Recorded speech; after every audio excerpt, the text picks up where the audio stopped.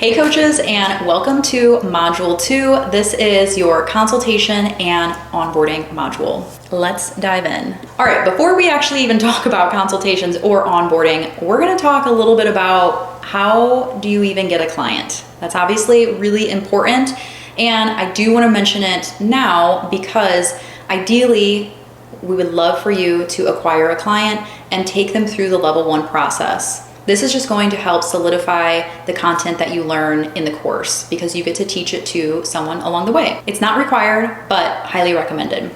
You also are going to learn so much more about acquiring clients in your business courses within NCI, but a little bit of information here will help. First and foremost, you have to make sure your business sign is open.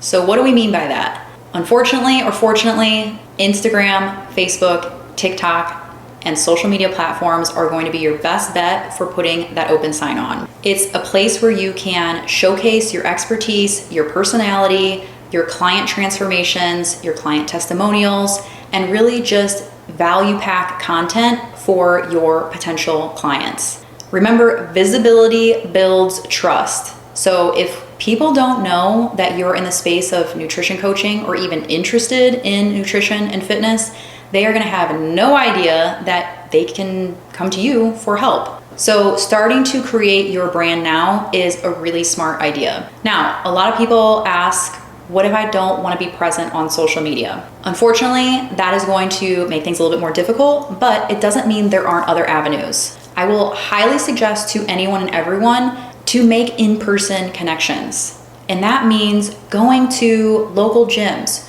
go to social events, go and utilize environments of health and fitness and connect with people. Take your business card, take a flyer, talk to people. Word of mouth is everything. So go show your face in the community and it should bring in new faces into your community. Also remember that family, friends, coworkers, these are all people that are going to be talking about you and your business if you let them know that you are starting this new venture.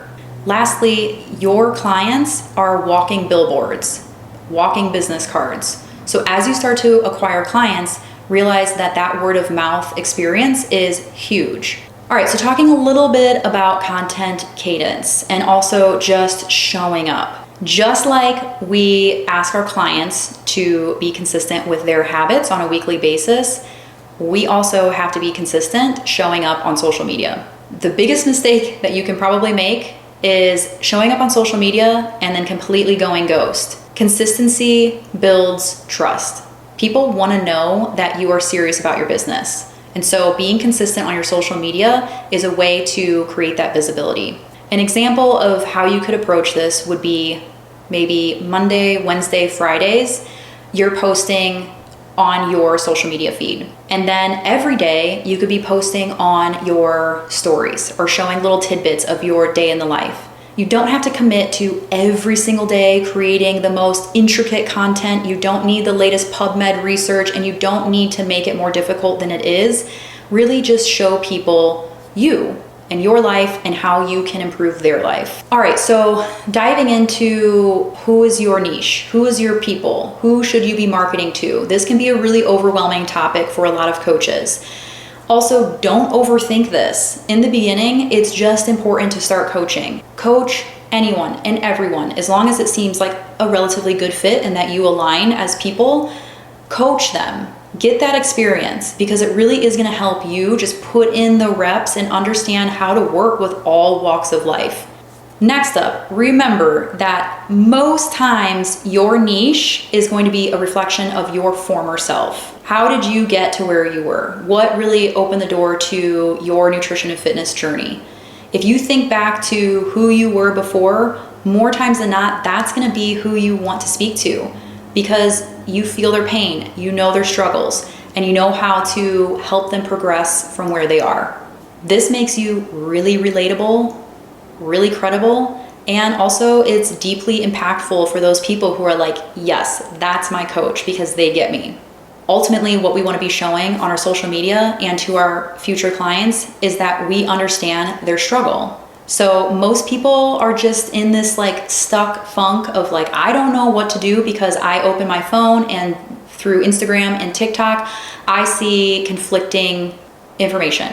One day it could be this, another day it could be that. And really your role as a coach is to be their guide, to give them that information that they need in order to customize a roadmap for them. So show up, show yourself, be confident in the direction that you would take your clients and your information that you give, and you will build that brand for yourself. All right, let's actually dive into our consultation and onboarding information. Let's talk just about creating your systems for success, because systems are crucial. It is so important to make sure that each client is receiving the same onboarding process, because you could be onboarding several people at one time, and you also want to show up and be as professional as possible. So let's go through this list. First and foremost, why does this matter? Why is it important to create your systems? It's important because it elevates the client experience. First impressions, they really do mean everything. So if a client signs up with you and the process afterwards is clunky and not professional, they are probably going to second guess spending all that money on your coaching services. So a seamless and professional approach is really going to set the tone for your business. Next up, it builds trust and credibility. Clear communication and professionalism is going to establish that confidence in your brand. It also enhances efficiency. So minimizing unnecessary back and forth questions is going to help the client feel secure in their decision. So an example of this would be sending out a client intake form, but then also texting them and asking them follow-up questions, and then sending them their starting prescription packet, which we'll get to, but then texting them and asking more questions. Be very particular on how you send out your information and how you gather it so you can be clear and concise. This reduces errors. A structured process means fewer errors, which is really important for you and your client. Lastly, it provides clarity and support so your client feels guided every step of the way. Remember, when clients first sign up, they're likely going to be, yes, excited, but also a little nervous. So if they feel supported right out the gate, that's really going to help them, one, appreciate you as a coach, and two, be more excited than nervous for the next steps moving forward. Now, something I want to bring up is that some coaches are going to have their systems pretty much built out for them.